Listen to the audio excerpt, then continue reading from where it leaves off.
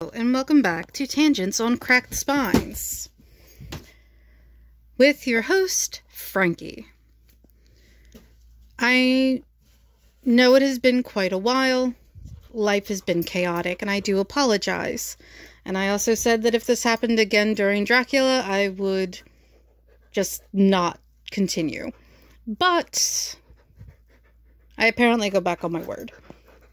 So we'll be continuing with Dracula. We're almost halfway through. We can do this. Mama Cat will not be in the background of these anymore, as she is in an assisted living home after having encephalitis. My living arrangements have also changed, and so in addition to cats, there will be a very playful 60-pound puppy in the background. So if you hear jingling, it's her collar. For those of you who are new here, I apologize for that random intro. Welcome. What do I do here? I read books in the public domain and let my ADHD go off on tangents about what I'm reading. Also, you might want to go back like 13 episodes to the beginning of this story so that you're not starting Dracula in the middle. Yes, I could also kennel the puppy, but it's hot and I don't want to do that to her. That being said, I do read books in the public domain. That means they are old, but that definitely does not mean that they are politically correct or that they lack violence or other adult themes. Therefore, listener caution is advised, especially if you are under the age of 13. What happened in the last episode? Everybody died. I mean, not everybody, but Lucy, her mom, Arthur's dad, Mr. What's-his-face that was Jonathan's boss. That's pretty much it. Everybody died. And now for the grieving.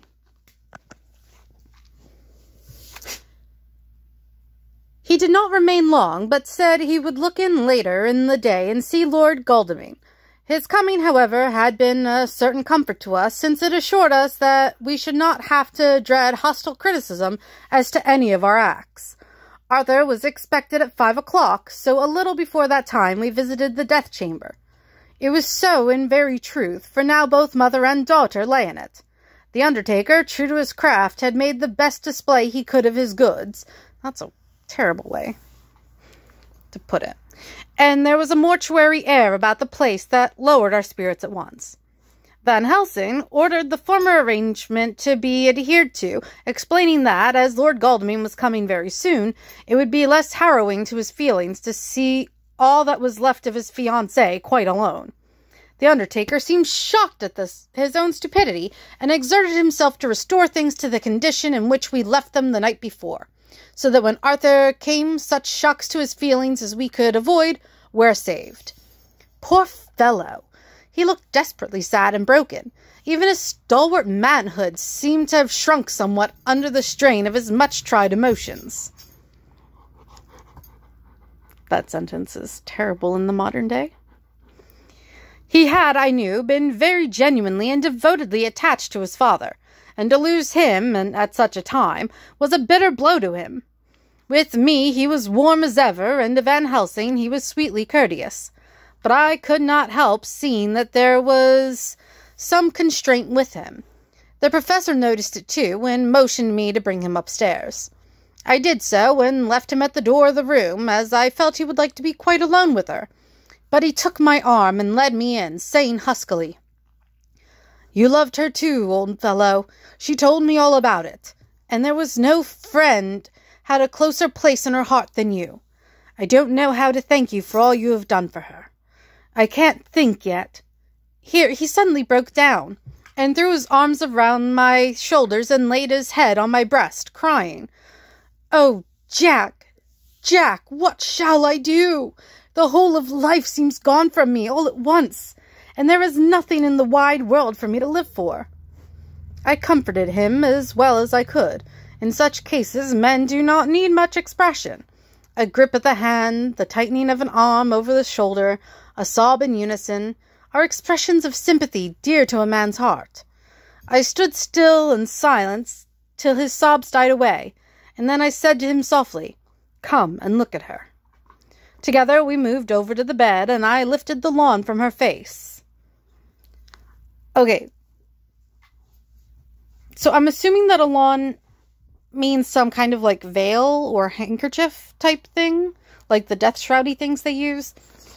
But trying to do a quick Google search didn't show me anything but Victorian cemetery gardens. So I don't know. I'm assuming there's not grass on her face. So I'll have to look further into it, and that is not something I've done yet. God, how beautiful she was! Every hour seemed to be enhancing her loveliness. It frightened and amazed me somewhat. And as for Arthur, he fell a-trembling, and finally was shaken with doubt as with an ague. At last, after a long pause, he said to me in a faint whisper, "Jack, is she really dead?" I assured him sadly that it was so, and went on to suggest, for I felt that such a horrible doubt should not have life for a moment longer than I could help.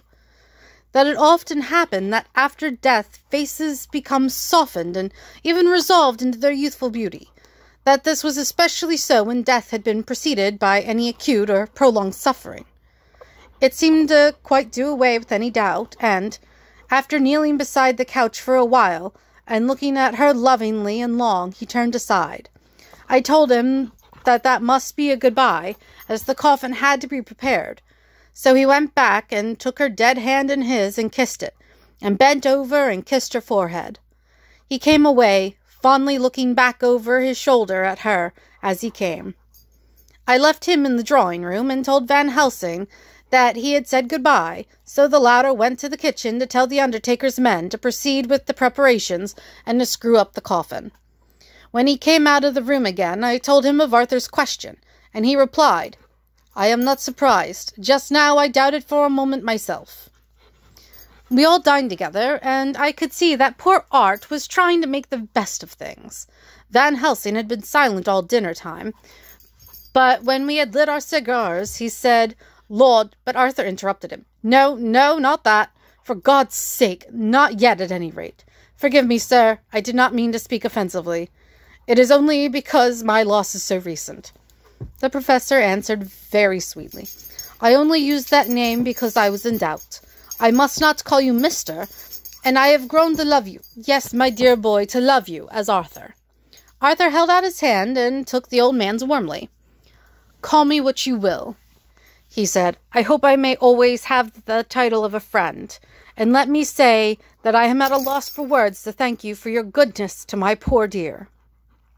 He paused a moment, and went on. "I know that she understood your goodness even better than I do, and if I was rude or in any way wanting at that time, you acted so... well, you remember." The professor nodded. "You must forgive me," he answered with a grave kindness. "I know it was hard for you quite to trust me then, for to trust such violence needs to understand, and I take it that you do not, that you cannot trust me now, for you do not yet understand, and there may be more times when I shall want you to trust when you cannot, and may not, and must not yet understand. But the time will come when your trust shall be whole and complete in me, and when you shall understand as though the sunlight himself shone through. Then you shall bless me from first to last for your own sake, and for the sake of others, and for her dear sake, to whom I swore to protect." To anybody from Denmark, I do apologize. I know my accents are terrible. "And indeed, sir," said Arthur warmly, "I shall in all ways trust you. I know and believe you have a very noble heart, and you are Jack's friend, and you are hers. You shall do what you like." The professor cleared his throat a couple of times, as though about to speak, and finally said, "May I ask you something now?" "Certainly." "You know that Mrs. Westenra left you all her property?" "No, poor dear, I never thought of it." "And as it is all yours, you have a right to deal with it as you will. I want you to give me permission to read all Miss Lucy's papers and letters. Believe me, it is no idle curiosity. I have a motive of which, be sure, she would have approved. I have them all here. I took them before we knew that all was yours, so that no strange hand might touch them, no strange eye look through words into her soul. I shall keep them, if I may. Even you may not see them yet, but I shall keep them safe. No word shall be lost, and in the good time I shall give them back to you. It's a hard thing to ask, but you will do it, will you not, for Lucy's sake?" Arthur spoke out heartily, like his old self. "Dr. Van Helsing, you may do what you will. I feel that in saying this I am doing what my dear one would have approved. I shall not trouble you with questions till the time comes." The old professor stood up as he said solemnly, "And you are right. There will be pain for us all, but it will not be all pain, nor will this pain be the last. We, and you too, you most of all, my dear boy, will have to pass through the bitter water before we reach the sweet. But we must be brave of heart and unselfish, and do our duty, and all will be well." Meh. I slept on a sofa in Arthur's room that night. Van Helsing did not go to bed at all. He went to and fro as if patrolling the house, and was never out of sight of the room where Lucy lay in her coffin, strewn with the wild garlic flowers, which sent, through the odor of lily and rose, a heavy, overpowering smell into the night. Which is pretty frickin' impressive, because lily and rose are strong scents. Mina Harker's journal. 22 September. In the train to Exeter. Jonathan sleeping.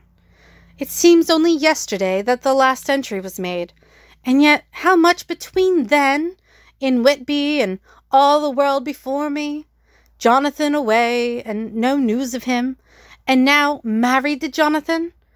Jonathan, a solicitor, a partner, rich, master of his business. Mr. Hawkins, dead and buried, and Jonathan with another attack that may harm him. Some day he may ask me about it. Down it all goes. I am rusty in my shorthand. See what unexpected prosperity does for us. So it may be as well to freshen up again with an exercise anyhow. The service was very simple and very solemn. There were only ourselves and the servants there, one or two old friends of his from Exeter, his London agent, and a gentleman representing Sir John Paxton, the president of the Incorporated Law Society. Jonathan and I stood hand in hand, and we felt that our best and dearest friend was gone from us. We came back to town quietly, taking a bus to Hyde Park Corner. Jonathan thought it would interest me to go into the Row for a while, so we sat down. But there were very few people there, and it was sad-looking and desolate to see so many empty chairs. It made us think of the empty chair at home. So we got up and walked down Piccadilly. Jonathan was holding me by the arm the way he used to in the old days before I went to school. I felt it very improper, for you can't go on for some years teaching etiquette and decorum to other girls without the pedantry of it biting into yourself a bit. Sorry if there's a slight glitch, people. But it was Jonathan, and he was my husband, and we didn't know anybody who saw us, and we didn't care if they did. So on we walked. I was looking at a very beautiful girl in a big cartwheel hat. What is a cartwheel? Sorry about that. Cartwheel hat is kind of what it sounds like. It is a very large, round hat that just kind of sat on top of their hair. Obviously with a hairpin. sitting in a victoria outside Giuliano's, when I felt Jonathan clutch my arm so tight that he hurt me, and he said under his breath, "My God." I am always anxious about Jonathan, for I fear that some nervous fit may upset him again. So I turned to him quickly and asked him what it was that disturbed him. He was very pale, and his eyes seemed bulging out, as half in terror and half in amazement.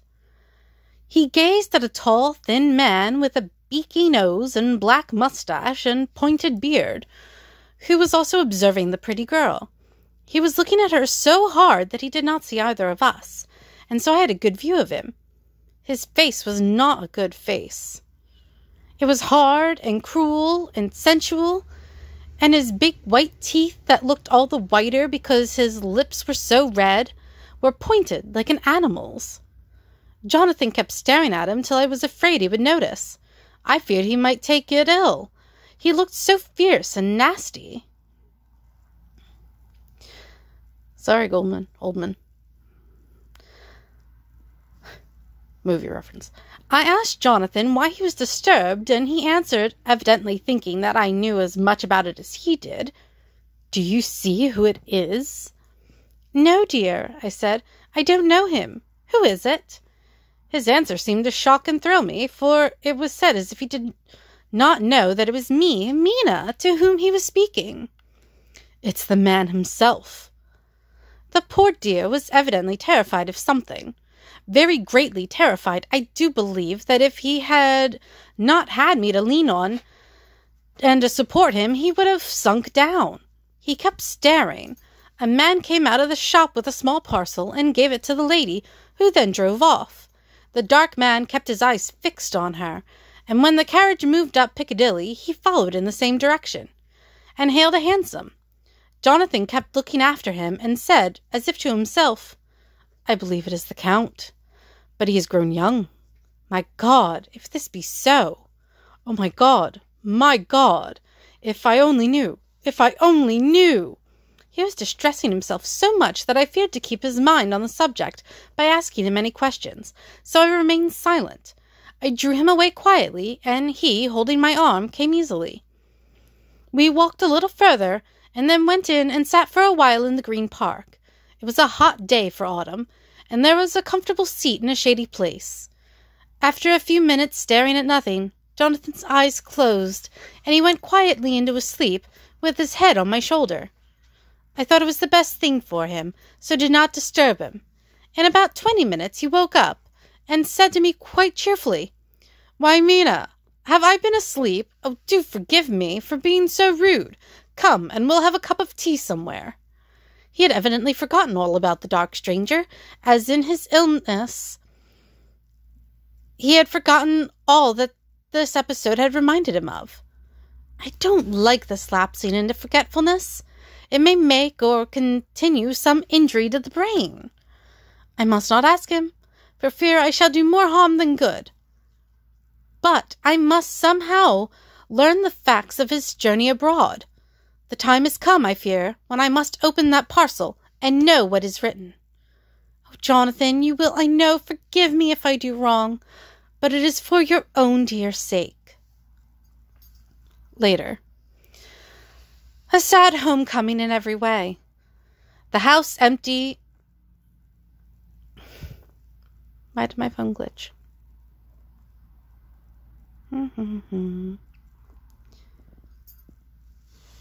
The house empty of the dear soul who was so good to us.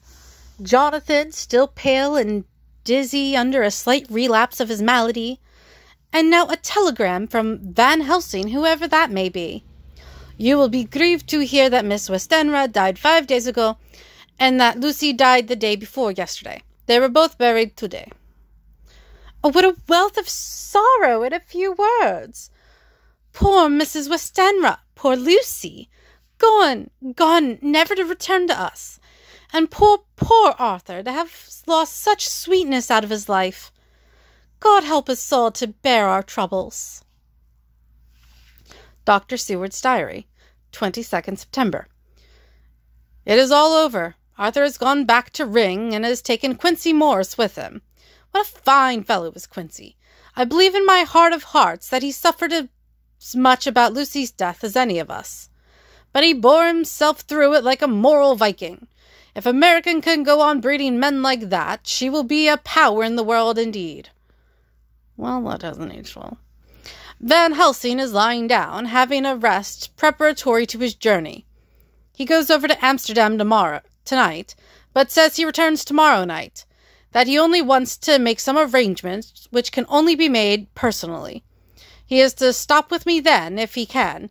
He says he has work to do in London, which may take him some time.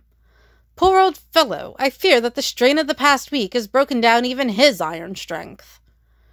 All the time of the burial he was, I could see, putting some terrible restraint on himself. When it was all over, we were standing beside Arthur, who, poor fellow, was speaking of his part in the operation where his blood had been transfused to his Lucy's veins. I could see Van Helsing's face grow white and purple by turns. Arthur was saying that he felt since then as if they two had been really married, and that she was his wife in the sight of God. None of us said a word of the other operations, and none of us ever shall. Arthur and Quincy went away together to the station, and Van Helsing and I came on here. The moment we were alone in the carriage, he gave way to a regular fit of hysterics. He has denied to me since that it was hysterics, and insisted that it was only his sense of humor asserting itself under very terrible conditions. He laughed till he cried, and I had to draw down the blinds lest anyone should see us and misjudge. And then he cried, till he laughed again, and laughed, and cried together, just as a woman does. I tried to be stern with him, as one is to a woman under the circumstances, but it had no effect. Men and women are so different in manifestations of nervous strength or weakness. Then, when his face grew grave and stern again, I asked him why his mirth, and why at such a time. His reply was in a way characteristic of him, for it was logical and forceful and mysterious. He said, you don't comprehend, dear John. Do not think that I am not sad, though I laugh. See, I have cried even when the laugh did choke me. But no more think that I am all sorry when I cry, for the laugh he come just the same. Keep it always with you that laughter who knock at your door and say, "May I come in?" is not the true laughter. No, he is a king, and he come when and how he like. He ask no person. He choose no time of suitability. He say, "I am here." Behold, an example I grieve my heart out for that so sweet young girl. I give my blood for her, though I am old and worn. I give my time, my skill, my sleep. I let my other sufferers want, that so she may have all. And yet I can laugh at her very grave, laugh when the clay from the spade of the sexton drop upon her coffin, and say thud, thud to my heart, till it send back the blood from my cheek. My heart bleed for that poor boy, that dear boy, so of the age of mine own boy had I been so blessed that he lived. I forgot Van Helsing had a son. And with his hair and eyes the same. There, you know now why I love him so. And yet, when he say things that touch my husband heart to the quick, and make my father heart yearn to him as to no other man, not even to you, friend John, for we are more level in experiences than father and son. Yet, even at such moment, King laugh, he come to me, and shout and bellow in my ear, here I am, till the blood come dance back, and bring some of the sunshine that he carry with him to my cheek. Oh, friend John, it is a strange world, a sad world, a world full of miseries, and woes, and troubles, and yet, when King Laugh come, he make them all dance to the tune he play. Bleeding hearts and dry bones of the churchyard, and tears that burn as they fall, all dance together to the music that he make with that smileless mouth of his. And believe me, friend John, that he is good to come, and kind. We men and women are like ropes drawn tight with strain that pull us different ways. Then tears come, and like the reins on the ropes, they brace us up, until perhaps the strain become too great, and we break. But King Laugh, he come like the sunshine, and he ease off the strain again, and we bear to go on with our labor, what it may be. I did not like to wound him by pretending not to see his idea, but as I did not yet understand the cause of his laughter, I asked him, and he answered me. His face grew stern, and he said in quite a different tone, "Oh, it was the grim irony of it all. This so lovely lady, garlanded with flowers that looked so fair as life, till one by one we wondered if she were truly dead. She laid in that so fine marble house in that lonely churchyard, where rest so many of her kin, laid there with her mother who loved her, and whom she loved, and that sacred bell going toll, toll, toll. So sad and slow, and those holy men, with the white garments of the angel, pretending to read books, and yet all the time their eyes never on the page, and all for what? She is dead, so, is it not?" "Well, for the life of me, Professor," I said, "I can't see anything to laugh at in all that. Why, your explanation makes it a harder puzzle than before. But even if the burial service was comic, what about poor Art and his trouble? Why, his heart was simply breaking." "Just so. Said he not the transfusion of his blood to his veins had made her truly his bride?" "Yes, and it was sweet and comforting idea for him." "Quite so. But there was a difficulty, friend John. If so, then what about the others? Then this so sweet maid is a polyandrist, and me with my poor wife dead to me, but alive by church's law, though no wits, all gone, even I, who am faithful husband to now no wife, am bigamist." "I don't see where the joke comes in there either." "I do," I said, and I did not feel particularly pleased with him saying such things. He laid his hand on my arm and said, "Friend John, forgive me if I pain. I showed not my feeling to others when it would wound, but only to you, my old friend, whom I can trust. If you could have looked into my very heart then when I want to laugh, if you could have done so when the laugh arrived, if you could do so now, when King Laugh have pack up his crown and all that is to him, for he go far, far away from me, and for a long, long time, maybe you would perhaps pity me the most of all." I was touched by the tenderness of his tone and asked why. "Because I know. And now we are all scattered, and for many a long day loneliness will sit over our roofs with brooding wings. Lucy lies in the tomb of her kin, a lordly death-house in a lonely churchyard, away from teeming London, where the air is fresh and the sun rises over Hampstead Hill, and where wildflowers grow of their own accord. So I can finish this diary, and God only knows if I shall ever begin another. If I do, or if I even open this again, it will be to deal with different people and different themes. For here at the end, where the romance of my life is told, ere I go back to take up the thread of my life work, I say sadly and without hope, Finny." And because my phone has been giving me such great trouble, that is where we will end today.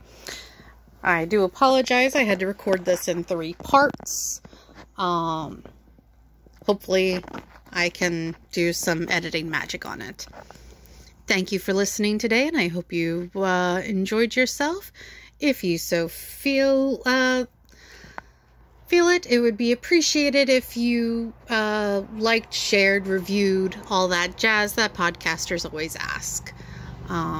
It helps, apparently. And yeah, thank you again for listening, and I hope you come back for another, because there will be another eventually.